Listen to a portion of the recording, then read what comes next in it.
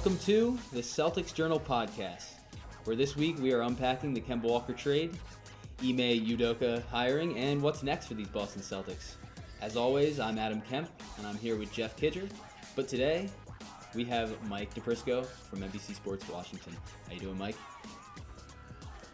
I'm good. Thanks for having me back. It should be fun to be here with the both of you. I've been with each of you separately, so this should be fun. Yeah, it's great to have you back on the show, and also with Jeff. How are you doing, Jeff? I'm doing well. I'm happy to be here, and I'm excited to hear what Mike has to say about the Celtics' moves recently. I'm also kind of interested to see what's going on with the Wizards too and their coaching search, but we'll start with the Celtics. We might jump into it a little bit, but Ime Udoka. What are your first thoughts, guys? I'll start with you, Jeff. I like this hire a lot. I thought he was a really good mix between a really smart tactical guy and someone who's going to get along with our best players. So overall, I'm really happy with this. I think that Brad did a great job. He knew what he wanted, and he went out and got him. Mike? Yeah, I think with the Brad Stevens era, we've seen when he knows the kind of move he wants to make, he doesn't waste any time doing it. But yeah, I agree with Jeff. This seems like a solid hiring.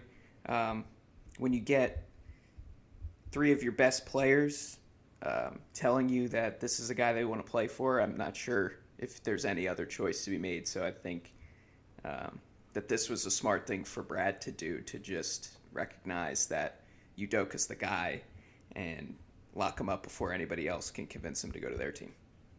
Yeah, it seems like a great signing to me. I mean, I think what Udoka is going to bring is obviously he's a young coach, so he's going to. I mean, it might not seem as important, but he's going to be able to relate to the players in a generational aspect, because he's not like a Greg Popovich or Brett Brown, where he's 78 years old. Not actually. But Brett Brown's 78. You're talking about Pop. He's got white hair. He's old. Gotcha. But Udoka, he's gonna bring a lot of like players' perspective. He's played in the league. He's played overseas. He's coached for 10 years now almost. And I'm hearing that he's not only a fun guy, but he also knows when to crack down, and he knows how to get his point across. I heard that, I think, from a Spurs player. I forget who it was, but he had said that Udoka really knows how to light the fire under you, and I think that's something that we were missing last year. What, there wasn't enough passion in that team, you think? Not that there wasn't enough passion, but I think the voice. I think what a lot of people were saying about how the players were kind of droning out Brad Stevens' voice in the locker room. I think that definitely goes away, because I think we're going to see a much stronger voice. Yeah, no, I thought that team had way too much quit in it, or in them. Mm-hmm. So, I mean, Udoka's going to be a much-needed voice in the locker room. And it's just a fresh start, I think, especially with, the last, 15 months of life. It's been trying for everyone, even professional basketball players. Mm-hmm. So, a fresh start could be what everybody needs. And especially some of, the players last year that may have looked, I don't know what the word is, just asleep at times. Just didn't seem like they wanted to play. I don't think Brad Stevens was like at fault there, but he may not have been the right guy to, I guess, light a fire under certain guys that usually didn't need it. I don't think Jason Tatum or Jaylen Brown are guys that you have to convince to play hard. But, the last, you play in the bubble. Yeah, I mean, you play in the bubble, quick turnaround into this COVID season that was just a train wreck from the beginning in terms of player absences. So, yeah, you get a new guy in here that they all like. And he's a defense-first guy. So I was kind of curious to you guys what you guys thought of the defense first, because Brad is definitely a defense first type. They probably had some good convos about that. Yeah, I kind of thought that I was thinking that they were going to go with a more offensive minded coach, because of that. Yeah, me too. Because I kind of thought that they would not use Brad Stevens as like a secondary coach, but like if they needed defensive mind, you go to your GM, who is a clear defensive minded coach, and you can kind of pull from both. Like, I'm not saying D'Antoni, but like an offensive minded like him, and then a defensive GM like Brad Stevens, I thought would have been a good combo. But I mean, I don't think it really matters, actually. Like, after this signing, I don't think it really matters. So after I've sat on it a little bit, I think it was the right choice, because that's where, especially on the defensive side of the ball, that's where you're going to see most of the passion, or at least have your passion and effort be rewarded the most. So if you can see that direct relationship on a team that desperately needs a spark, then I get it. You can kind of see where it's coming from. But at first, I didn't like that, just because I thought they were going to commit to the full, like, opposite of Brad Stevens. But yeah, but after I've thought about it, I think that's probably the right move, because even though Brad Stevens was a defensive-minded guy, they weren't a good defensive team this year. So I mean, it's not like it really has that much of an effect. But how much of that do you think had to do with personnel, player availability, just overall desire to compete? Because I think the way the Celtics were built last year, like the year before, their best defensive nights were when they were pressuring the ball and, being active on that end of the floor. And when you just don't feel like playing for the fifth time in 7 nights and half your team has COVID, it's not the easiest thing to do. So I just, like, that crossed my mind watching this team last year. Yeah, that's definitely part of it. Definitely. And we know from years past, because Brad was a coach for so long, that his scheme was good. It's just, we come back to the same problem. He didn't know how to motivate people enough to try to execute his schemes properly. So I have a question for both of you. Mike, you kind of answered it earlier, but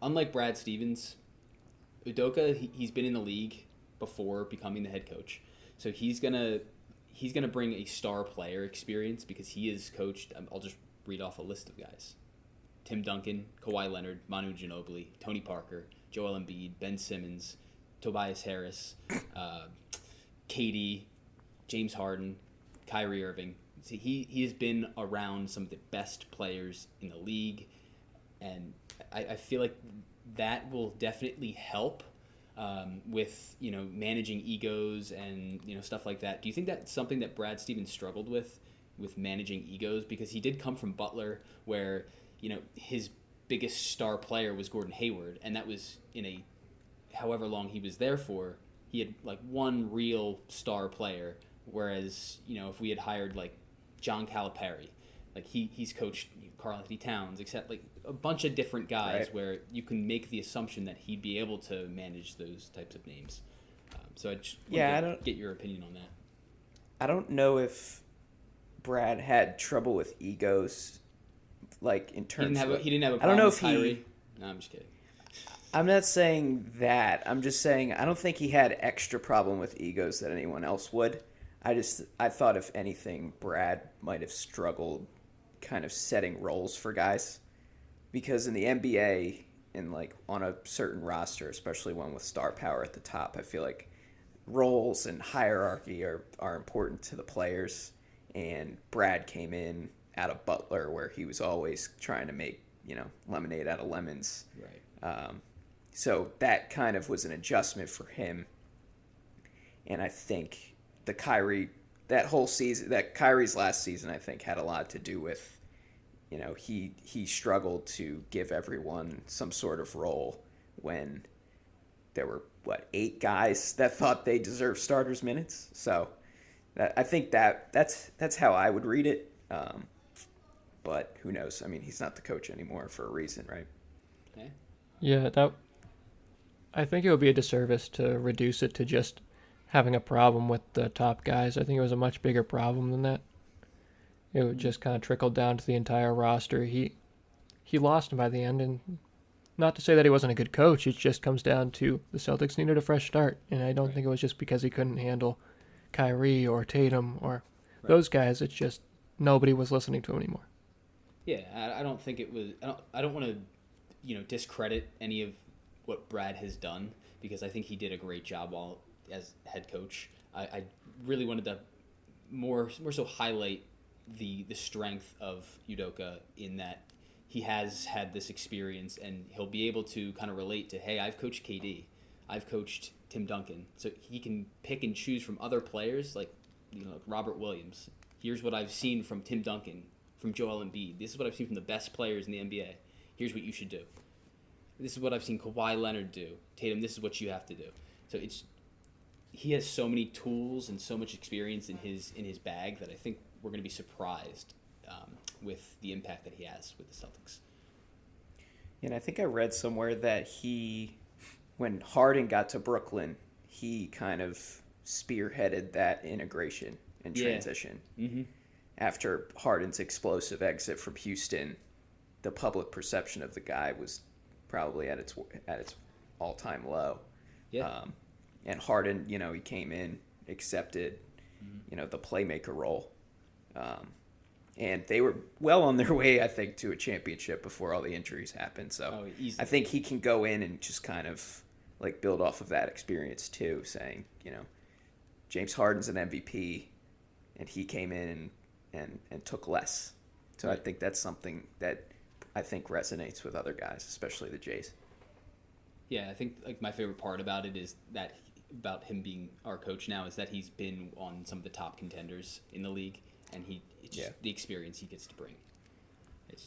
With all the stars that he's coached, Popovich even came out and said that he really commands a room, even among all those names that we just mentioned. So if he can prove, or if he has proven that he can lead those kind of players, then I have no reason to believe that he can't do that with the Celtics, and I really hope it works out. Yeah, I mean, I've heard some pretty crazy stories about Udoka. He's been on the Nigerian national team, as he is Nigerian. He's played in the league. He was given the seal of approval from the top 3 guys on the team, but as you both know, he's engaged to Nia Long, which could very well be the most important part of this signing. And I guess for those of you who are listening and who have no idea who Nia Long is and are wondering why, who, what, she was Will Smith's girlfriend on The Fresh Prince of Bel-Air. She was in Think Like a Man, many other films, but she's a very attractive woman, and she will probably be close behind the Celtics bench. Just thought it was interesting. And, it's funny that this might come up, but she's probably going to be seen more than Brad Stevens' wife, because in his time in Boston as head coach, I probably saw Brad Stevens' wife once, maybe. And I think it's because I can't remember. I think I Googled her, and that's how I saw her.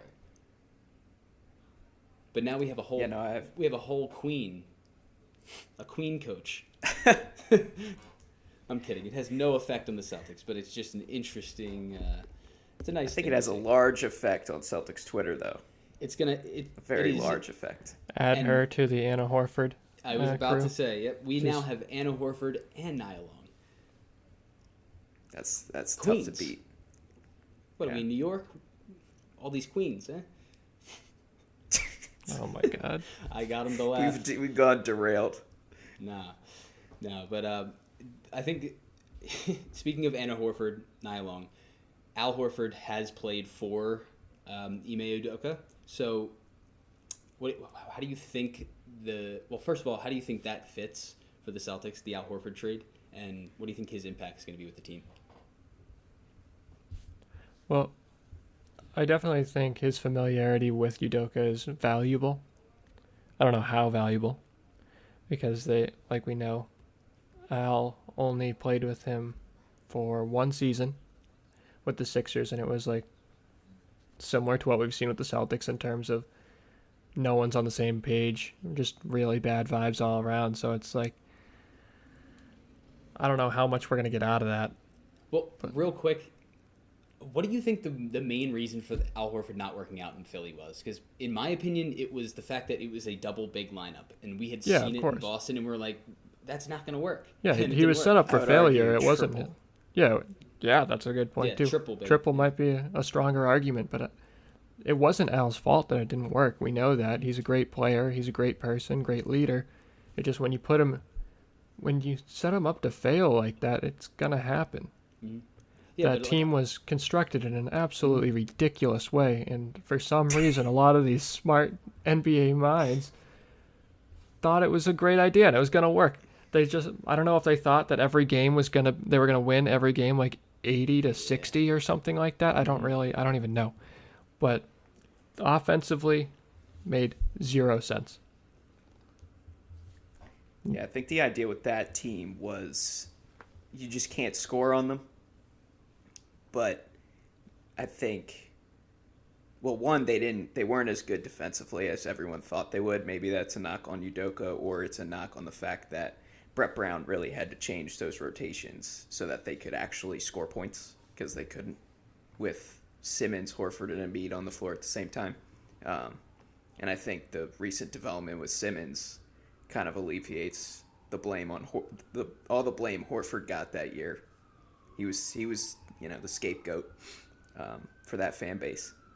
Yeah, well, for that fan base, and then for the Celtics fan base, when we traded for Al Horford, I mean, everybody's kind of saying like, oh, well, he's not the same guy he was 3 years ago, which is true because nobody is. But what we saw in Philly wasn't Al Horford. It was like 60% of Al Horford. He wasn't able to be the same effective player that we all know and love. Yeah, it seems like I think we're going to get the Oklahoma City Al Horford more than the Philly one. But I do have a question on Udoka. So what we've seen of him since he has left San Antonio is his time in Philly and Brooklyn. Philly, that defense didn't live up to expectations. And Brooklyn, not really a great defense throughout the majority of the year. They came together towards the end. It's hard to make that team a defensive team, though. It is, but do you think that... does that hurt his case or your confidence in him as the Celtics head coach? I think it's all personnel-based because, like I just said, KD, Kyrie, and Harden aren't the best defensive players in the league. I have much more confidence in Jason Tatum and Jaylen Brown as your core to work with, as your defensive squad. Like I wouldn't necessarily say that those guys are on Kawhi's level, but I think it's very possible that Udoka could make them very close to, if not the same. Yeah, and I think the Nets defense in the regular season, I feel like we should just throw that out the window. Yeah, we don't need to talk about that. When they were actually incentivized to defend, they looked really good. I thought the scheme they employed fit perfectly with their team's identity. They just decided we're going to switch everything. We're going to play with active hands. We're going to make you play one-on-one because we bet that you aren't better at one-on-one than we are, which they are. They would be correct to assume that with everybody healthy.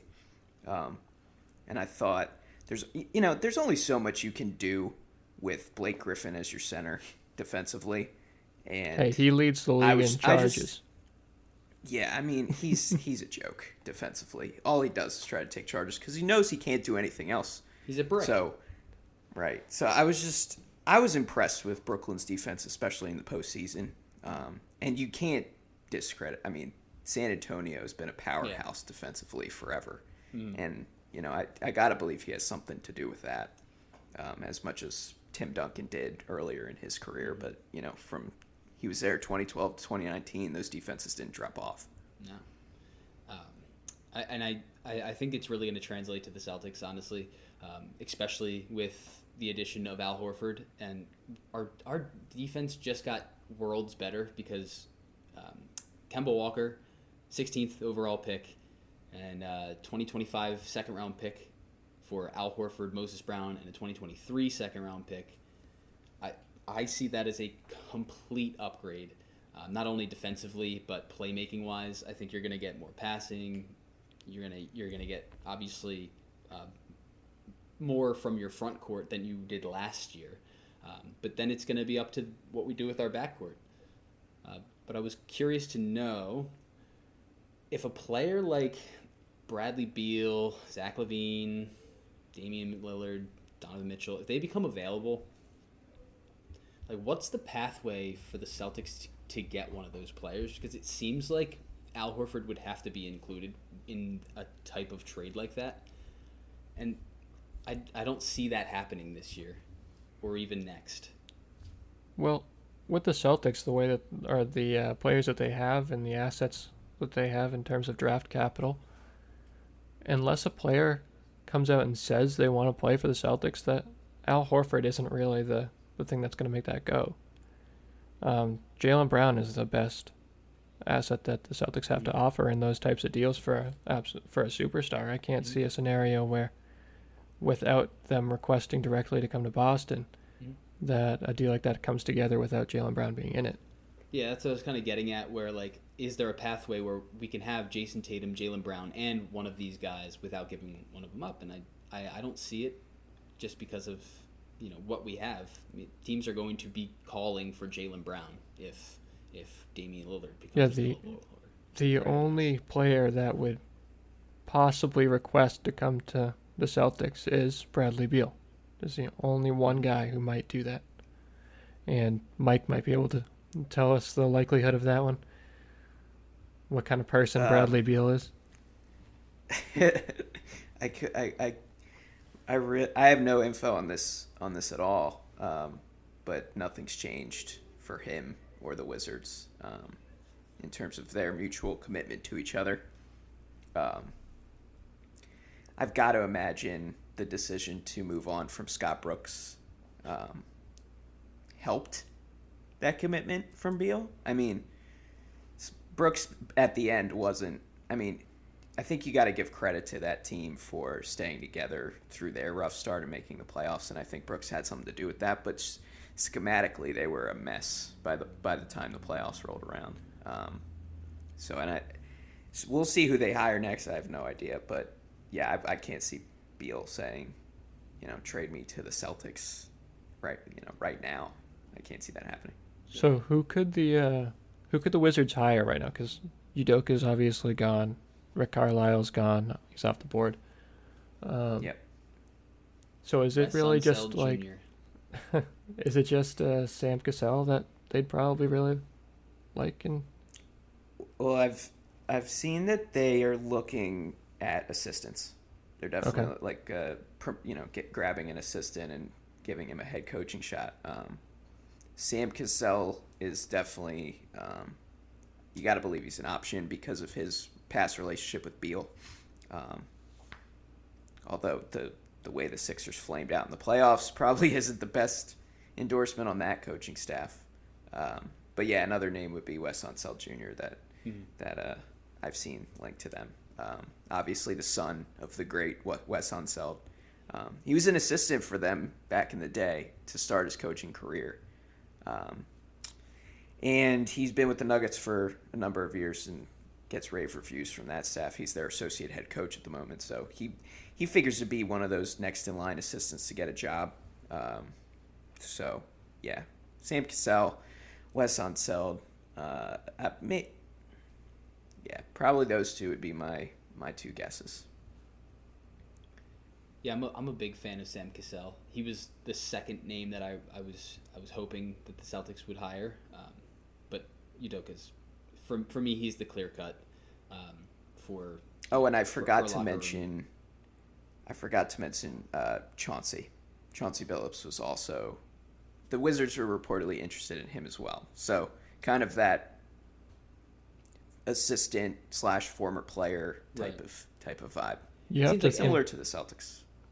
Go ahead, Jeff. You'd have to think that the only way the Wizards get Chauncey is if he doesn't end up wanting to go to Portland, probably. Yeah, I think Portland is probably Chauncey's number one. It's probably mutual, too. Like, Portland probably wants Chauncey just as much as Chauncey wants Portland. Pretty sure Dame sat in on that interview via Zoom. Really? I think I heard that from, Windhorst said that. Yeah. That doesn't usually happen. Yeah, they're terrified that Dame might Must not mean be they're so committed. happy. Yeah, so he can be a part of everything. Mm-hmm. Yeah, much like Marcus Smart, Jaylen Brown, and Jason Tatum were all kind of, they were asked about who should we hire as head coach. That's normal. I would say that's normal. Hey, can you come into Zoom with us Right. to interview this guy? Maybe not. It's a little It's a red flag. new age. Yeah. Yeah. I don't know. I don't know I don't know what the Portland Trailblazers are going to do with their Damian Lillard situation, because they need to get him some help. But I think CJ might be on the move. Yeah, And possibly. Is Boston a destination? No. CJ, nah, I No. doubt it. No. Because you would have to give up a ton of salary to get him there. And then there's, it's just another 30-year-old guard with injury history that doesn't get to the free throw line and has shaky playoff history too. So Yeah, I'm kind of done with small I would guards, say no. honestly. Yeah, I'm done with small guards. So we got a guy in Al Horford. We got a guy who not only wants to be here, but he also has, he said all of the right things since coming back to Boston. And one of the things he said was Jason Tatum and Robert Williams were the first two to reach out to him, and that I think it was last year maybe. Robert Williams said how big of an impact Al Horford had on his development, and I just wanted to get your guys' opinions on who do you think is going to benefit the most from Al Horford returning to Boston?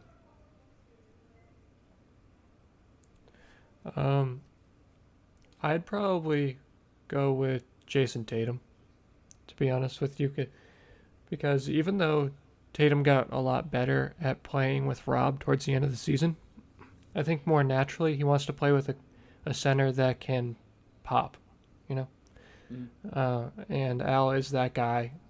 Al is the best version of that guy because he can also, if you give him the ball, he can make plays for you.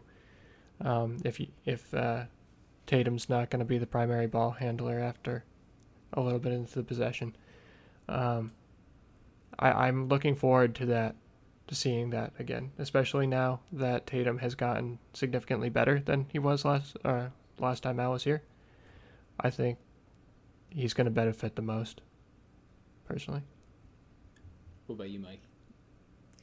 I would have said Jason Tatum as well.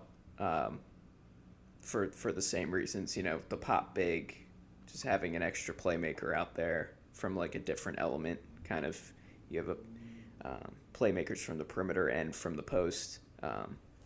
But I'll just say Marcus Smart too, because if he's going to be the starting point guard, which barring another move for a lead ball handler, it looks like he's going to be the guy, and it'll be his first, extended run as the one. And having a guy like Al being his main pick and roll combo would be, I think, beneficial for him, like a comfort zone. Just a guy he's played with before, and someone to take, the passing load off of him at times. So I'll just go Marcus, although Jason Tatum would be number one for sure. And that's the whole reason you make this move is Al fit with Jason better than Kemba? Yes. Then you make the move regardless of how much cheaper Al is. Yeah, I agree with both of you with your players, but I'm gonna choose Jaylen Brown, because I think what Jaylen Brown needs to work on is his passing. I think not only working with Al Horford and becoming a better passer, that'll come, but I think the fact that he's able to use Al Horford in different ways to get where he needs to be, because he's the mid-range king right now. But I think if he's doing pick and pops with Al Horford, I think that's going to open up Jaylen Brown's game so much more than it's going to benefit Jason Tatum, because we know what type of player Jason Tatum is. He is a bad man, and Jaylen Brown is too. but I think he needs that next level, and I think Al Horford's going to bring it to him. I think for Jaylen Brown, I think Al Horford will help him, or at least help feed the ball to Jaylen Brown in the right spots. I don't think it's gonna, from a Jaylen Brown passing perspective, I don't think it's gonna do a lot there. I think it's just gonna help Jaylen Brown get to where he wants to be on the floor, because I still don't think that Jaylen Brown's a very good playmaker at this point. He still kind of puts his head down. He does a better job at not doing that, and he's improved his ball handling a lot, but he doesn't help other people that much. So I think in terms of making sure that Jaylen Brown is in the best position to do his thing, then that's great. But I don't think he's going to help out Al Horford really at all. Right. I think like for everything you just said, I think that's the reason why Jaylen Brown is going to benefit so much, is because he's not that good of a passer. And this is going, like, when you pass to Robert Williams, it has to be at the rim. When you pass to, Daniel Tice, it was like a hit or miss from three, where Al Horford, I feel like, is a little bit more consistent with his shooting. So I think 100%. Jason Tatum, Jaylen Brown, Marcus Smart, their assist numbers are going to go up, because you're going to have so much more. You're going to have a lot more ball movement, and you're going to get open shots, which is something I think we were not able to do this season, was get open, find the best shot. It seems like we were rushing things. We would shoot 7 seconds into the shot clock. I think the game is going to slow down a lot more. And like we always say, the Jays are under 25 still. They're still learning. And this is going to be I think, in my opinion, this is going to be the it comes all together year for those two. So consensus feeling among this trio, at least, is that the Horford trade helps the Celtics' best three players the most. Yeah. It's a home run deal at that point. It's a 100% upgrade from what we had with Kemba Walker. Not that Kemba Walker didn't do a great job here, but the fact that he wasn't available for back-to-backs, and then everything that's happened with his health and his knee, it wasn't the best fit for the Jays. But this, I think, is a definite upgrade. Yeah, so I agree with that. Kemba needed to go for so many different reasons, but I'm curious, what side of the ball do you think Al Horford helps with the most? That's interesting. That is a really good question. Yeah. Go ahead, Mike. First time around, his first stint, I would say defense. Second stint I think his biggest impact will be offense. Even though he could be solid defensively and do a lot of good things, but I think this team needs him more on the other side. I think he'll be a net positive on both sides. I don't think it's really going to you're not going to have much difference in either one, but I think the biggest difference is going to be in the locker room. It's going to be leadership. It's going to be his veteran experience that is coming back. So you're picking none of the above? None of the above. Option 3. Option 3 of 2. I just wrote it in myself. I think it's going to be leadership. Because I think, honestly, I do think that offense and defense is going to be pretty even. Jeff, you asked the question. I did. Because we were talking a lot Must about have an answer. We were talking a lot about his defensive impact. And that's why I needed to ask it, because I think it's going to be offense. I really do, and I do believe in Robert Williams' passing ability. He's a very underrated passer. Even it's well documented. I still feel like he's underrated, but I think with Al's ability to spread the floor and his experience, he just has a better time making the right move or making the right pass. Robert Williams can make the degree of difficulty with his passes can be very high, but it's not always the best move. It's not the best pass to make. Al will make the best pass every time. So I think that's going to open up a lot of things for a lot of different people, because the Celtics still, with their bench, aren't that talented on offense. So it's going to be a matter of getting those guys as open as possible, and Al does that better than any other center that we've had since. And there are still moves to be made. You know, Yeah. there's still things to do to add to that bench. And, at least with Al now in the fold, you kind of know what you need, I think. Yeah, he shores it up, for sure. Mm-hmm.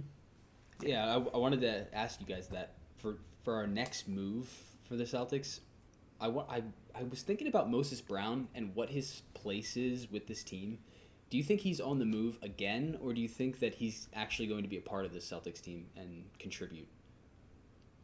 I don't know. I mean, maybe. He's on such a cheap contract, and if Tristan Thompson's on the move, they're going to need a third big anyway. Right. And I think he does things that Rob and Al don't do. So, and he won't need a ton of minutes, so I feel like that kind of just fits. Yeah, I think with what we saw in Oklahoma City, I know the numbers are a little bit inflated because they were literally trying to lose, and he played 20 minutes a game. I think it was 9 points, 9 rebounds, which it's pretty good. That's pretty good for playing 20 minutes a game. But I think if you have to choose a center to get rid of because you have to free up some space, I think Tristan Thompson's the guy. And not that he's not a good fit for the team. I think the Jays like him, and Marcus Smart likes him. But I think Horford needs to be your starting center. Robert Williams is going to be either the secondary starter and then backup, and then your third guy is probably going to be Moses Brown, maybe Grant Williams. Who knows? Well, Grant could also be, you always need, as we saw with the Jazz, sometimes you need a small ball 5 look, and Grant can do that. And if he hits a few threes here and there, that's even better. So, yeah, I agree. Tristan seems to be the natural one.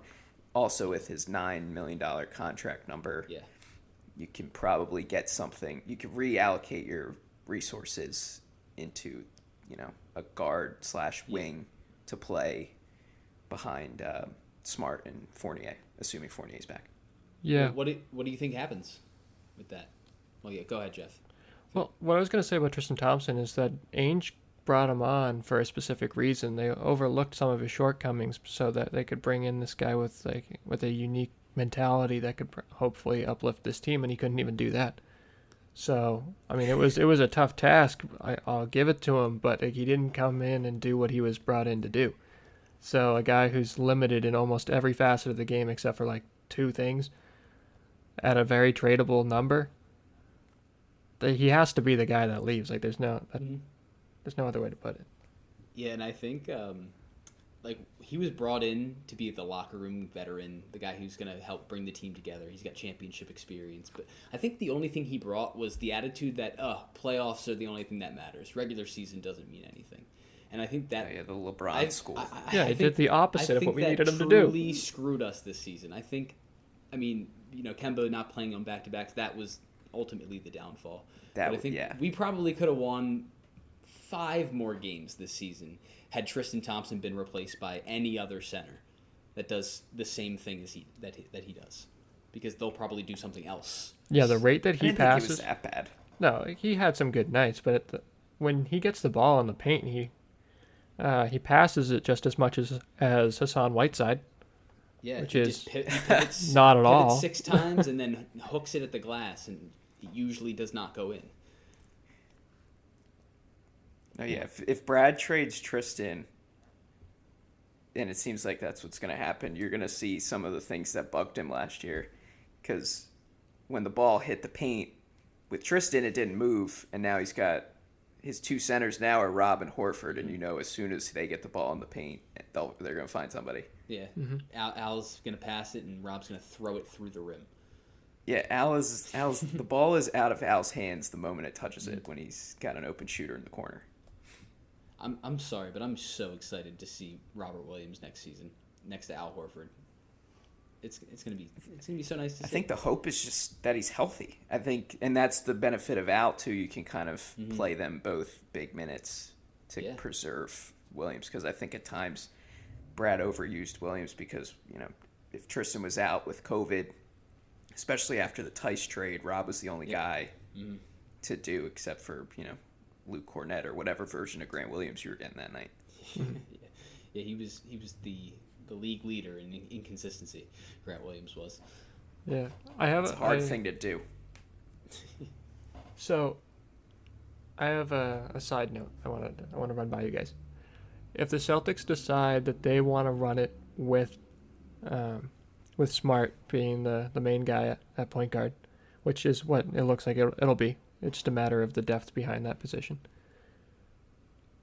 Do you have more confidence in Jason Tatum's ability to take it to another level? It feels like to me that he's going to have the ball more if it's Marcus Smart. I think if the pathway is Marcus Smart as your leading ball handler, Mm-hmm. I think that Jason Tatum ultimately will benefit the most from that because he's already going to be having the ball in his hands for he will have the highest usage on the team most likely, and it's going to end up where if he's not passing, we're not going to be succeeding. So he needs to do that. Yeah, so I'm putting money down on Tatum to win the MVP.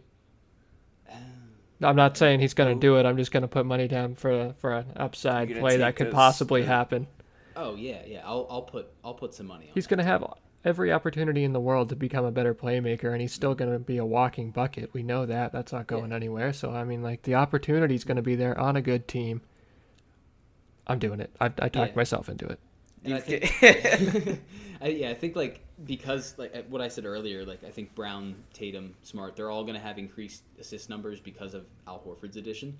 But I think Smart as a primary ball handler has historically it's worked pretty well for the Celtics. Yeah. Him as a passer opens up our offense, in my opinion. With the eye test, it happens too, but. Yeah, and I think he doesn't take as many unwarranted shots, I want to say. Heat checks, maybe? Yeah, I mean, I think and we saw it earlier in the season when Kemba was out still. He was the main playmaker. He was setting everybody up. He was playing great. Team went 8-3. I remember all the post-game quotes. It was just like, Smart, he's really setting everybody up for success. Like Tatum, Stevens, Jalen, they couldn't say enough good things about the way Smart was playing as the one.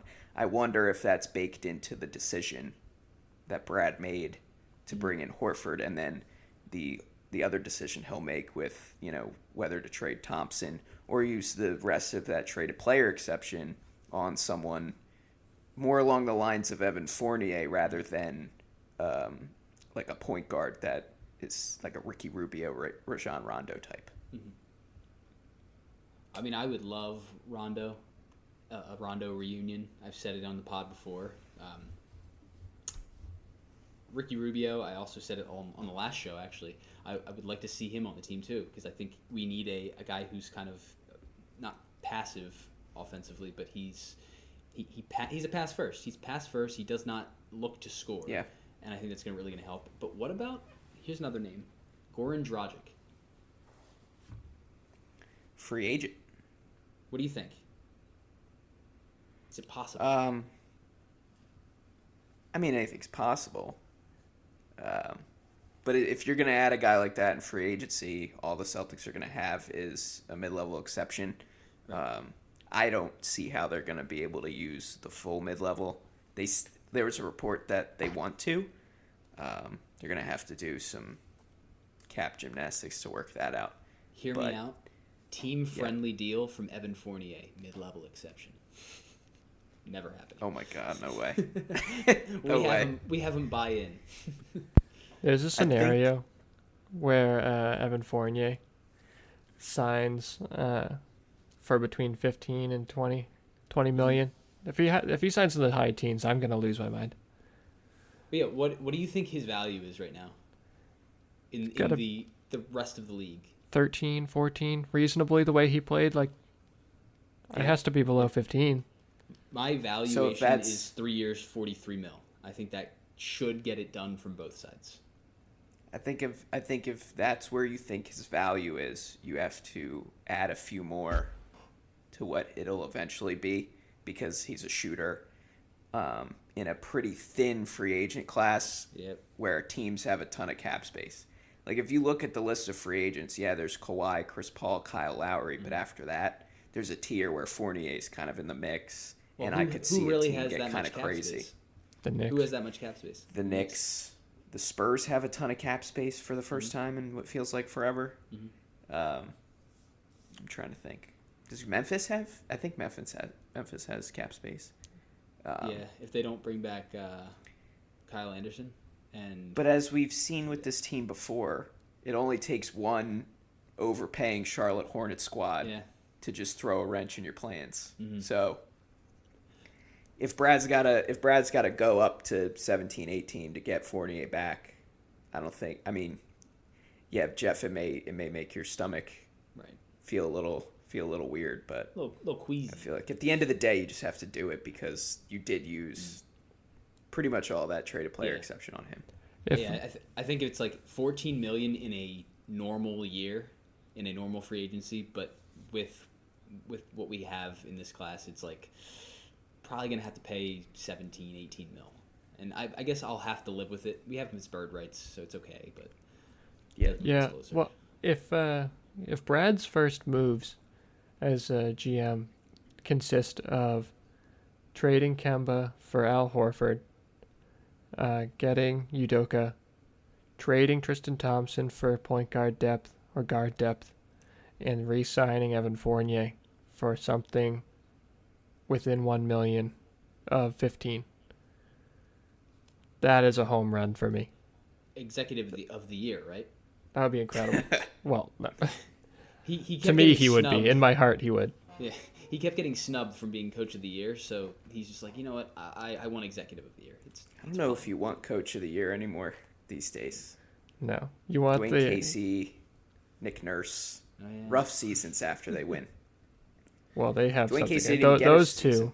those It's two almost have like- something in common. They have a franchise in common. The not- Raptors. It's almost No, like that's it wasn't fair. And- them. It was DeMar DeRozan, and Kyle Lowry. well, this year's Raptors was a bunch of stuff, but we don't have to get into that. They got the 4th pick; they shouldn't be complaining. But yeah, no, that'd be a home run too, and I think with trading Horford, they get $7 million under the tax right now. Helps them re-sign Fournier to. I think it gives them the flexibility to go a little richer on Fournier than if they had Kemba. And the way this roster's shaking out, Fournier's an even better fit than I think he was when they traded for him.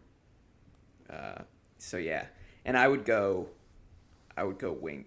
Jeff, you said like guard depth. I know you're just spitballing, but I would go kind of like a wing depth move, Like a Gordon Hayward maybe a type guy. like Not- a bigger not him. wing almost. Not exactly Gordon Hayward, but like that Like a type guy- of play style. Yeah, like a guy who could play the 4 if he needed to. If you're going up against big teams and Al can't really play the 4 that night. And Grant Williams, you're not sure what you're getting. So you just get a guy. I mean, my pick would be Larry Nance, but I don't think he's available. Yeah, I don't think Cleveland gives him up. You don't trade people that want to be in Cleveland because that's so rare. No, I think whoever Brad goes after for if he's gonna trade Tristan Thompson is gonna be very telling because if they go what you're saying and get a bigger wing, then that tells me that they have faith in Tatum's ball handling, playmaking ability, and that's awesome. That's actually best case scenario. If it works out that way, that's great. But I'm happy or I'm okay with Smart being the lead ball handler, but I'm not thrilled about it. Yeah, I'm not thrilled either, but I'm content with it. Yeah, I'll live with exactly. it. I will love watching it. Like I'm not going to turn off the TV because of it, but I have to ask, how much of these moves are Brad Stevens and how much of them are Mike Zarin?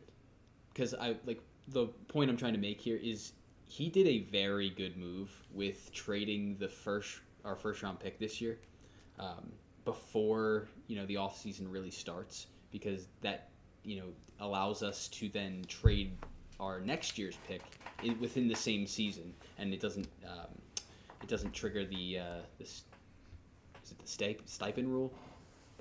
Stepien. The Stepien rule, yeah. Yeah. So how much of that was Mike Zarin? How much of it was Brad? So you don't think Brad's really doing much? No, I'm wondering like how good is Brad? Like is he this smart already? Like he already knows exactly what to do. Like all these rules he knows to a T.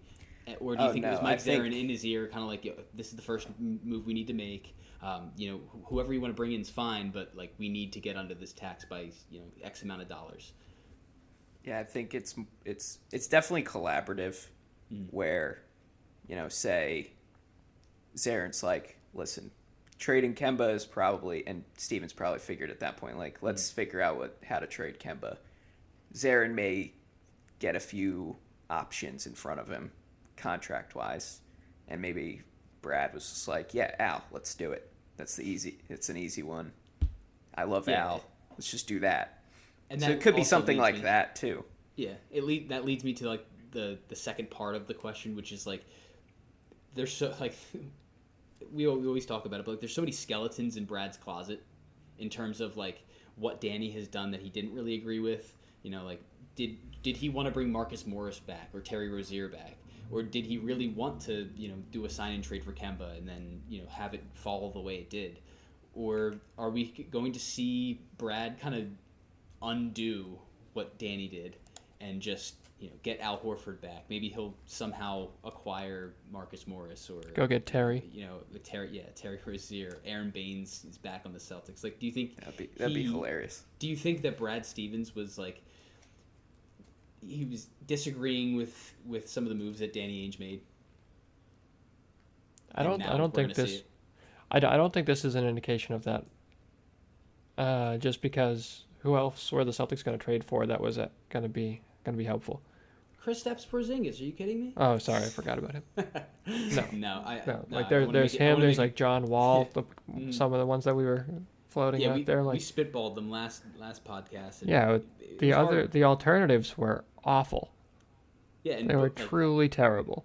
I just want to say, Jeff, we should probably take our victory laps because I think our favorite mock trade was Al Horford for Kemba Walker.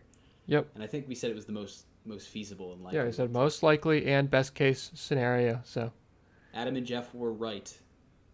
Victory laps. Yep. We're gonna start doing this every episode. Yeah, we'll make every episode. We'll have a segment, victory laps, victory lap of the week. But to close up the show, I wanted to ask you guys, what do you think the most important move for the Celtics to make first?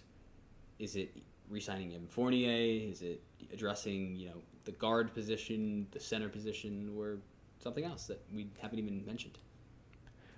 I think it's got to be Evan Fournier, just because that's a position that the Celtics really need to shore up.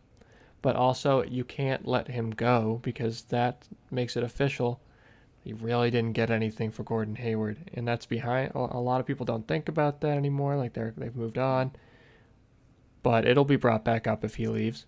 That's a really, really bad look if you lose Gordon Hayward for nothing after you lost Kyrie and Al Horford the first time for nothing. So you just got to make sure that does not happen.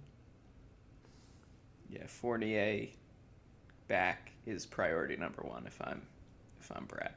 It's because then if he leaves, yes, you got to deal with the optics of not getting anything for Hayward, but then you also have to work on replacing a shot maker at the 2.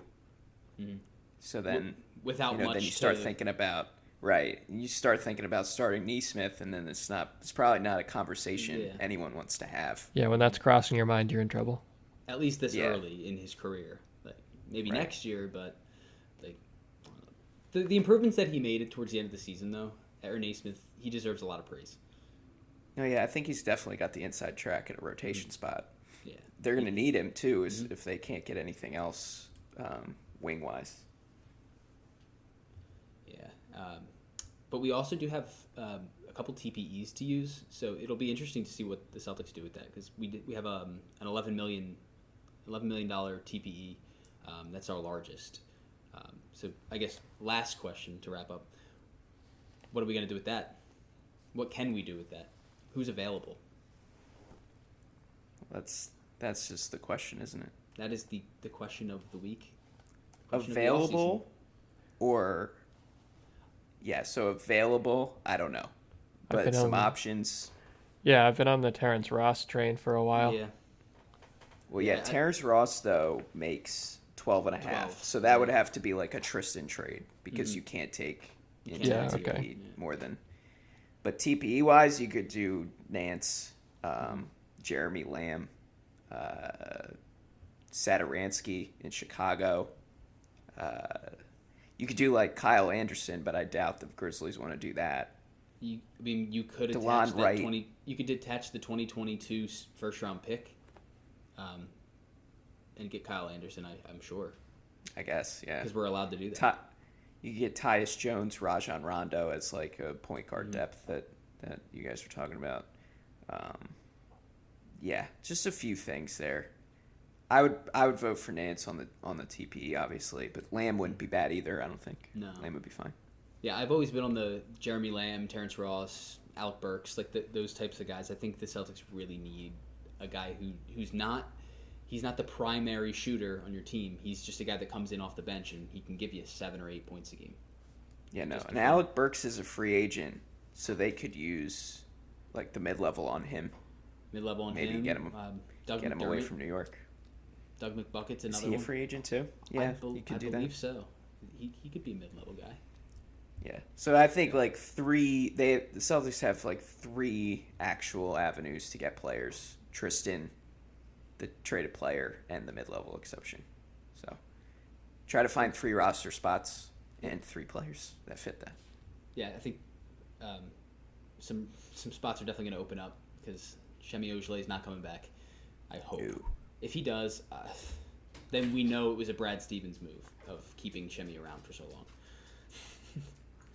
Semi should be gone. Carson might be. Tremont and Taco probably won't be brought back. Well, they were on 2 ways. Yeah.